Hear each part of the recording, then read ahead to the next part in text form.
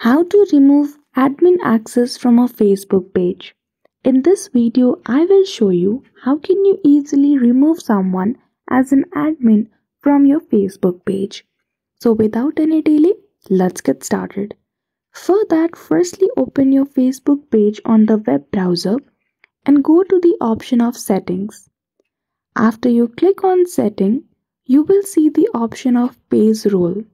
Once you click on it, you will see a page of the list of admins of your Facebook page.